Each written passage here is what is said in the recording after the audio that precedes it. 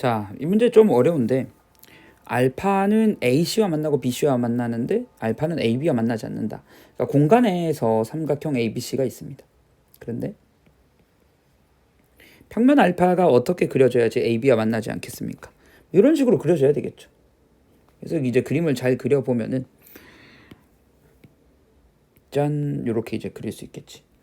그래서 이렇게 만나는 걸로 표현을 했어요. 근데 이제 문제에서는 이 각 점과 평면까지의 거리 중에서 가장 작은 값. 그럼 요 그림에서는 여기죠. 요 녀석을 D 알파라고 얘기를 했어. 근데 D 알파가 최대가 될 때의 평면을 베타라고 하자. 이 D 알파가 더 길어져야 돼. 그럼 길어지려고 하면은 어떻게 돼야 되겠어? 그치. 평면이 내려와야 되겠지. 내려오면 어디까지 내려와야 돼? 내려오다가 만약에 이게 길어지는데 무슨 얘기냐 그러면은 지금 요 길이와 요 길이를 먼저 비교한다라고 얘기했을 때 이게 너무 많이 내려가 버리면 최소값이 변화하겠죠.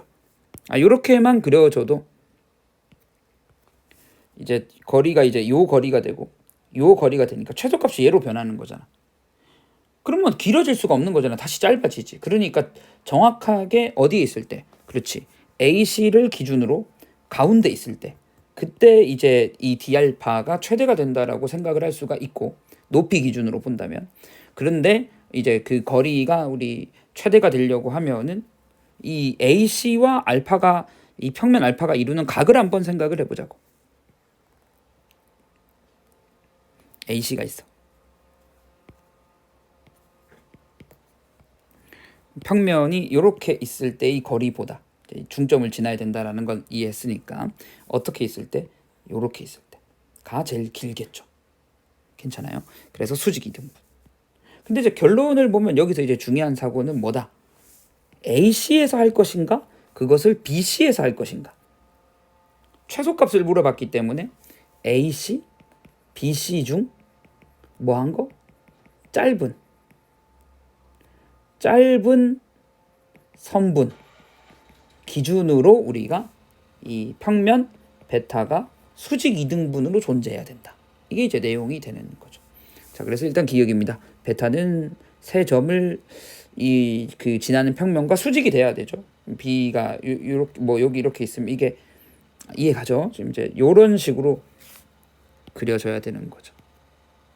멋지게 그려주면은 요렇게 돼야지.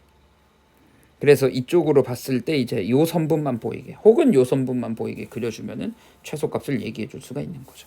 그리고 베타는 AC의 중점이거나 BC의 중점을 지난다라고 얘기한 거죠. 그래서 기억과 니은이 맞죠. 그래야지 이제 최소값이 최대가 된다. 말이 너무 어렵습니다. 디귿은 이제 내가 AC와 BC 중에서 짧은 거리를 봐야 된다라고 얘기했는데 AC 거리가 4죠. BC 거리가 4고 제곱하면 4고 루트죠. 2루트이죠. BC가 제일 짧네. BC가 더 짧으니까 당연히 이 수직이 되면서 B와 베타 사이 거리. 그러니까 BC가 짧으니까 그림이 어떻게 얘기한다고 BC가 있고 여기에 수직 이등분으로 누가 존재하면 된다? 평면 알파가 존재하면은 이 길이가 같은 거니까 이게 최대가 되는 거죠. 최소값이 최대가 되는 거죠. 그래서 디귿도 맞아서 답은 5번이 되겠습니다.